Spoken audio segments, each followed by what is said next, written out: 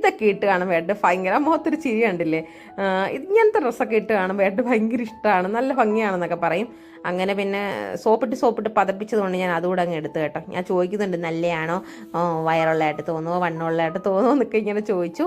പിന്നെ അത് ഞാനങ്ങ് എടുത്ത്. ഡ്രസ്സൊക്കെ എടുത്തില്ലേ, എന്നാൽ പിന്നെ വീഡിയോ എടുപ്പ് നിർത്തിയിട്ട് വീട്ടിൽ പോയിക്കൂടെ എന്ന് ചോദിച്ചാൽ ഏട്ടൻ വീണ്ടും മേയാൻ കയറിയിട്ടുണ്ട്. അവിടെയും കൂടെ മെൻസിന്റെ സെക്ഷനിൽ കയറാമെന്ന് പറഞ്ഞു. കാരണം ഞാൻ 2 ടോപ്പ് എടുത്തില്ലേ, അപ്പൊ പുള്ളിക്ക് 2 ഷർട്ട് എടുക്കണമെന്നൊരാഗ്രഹം.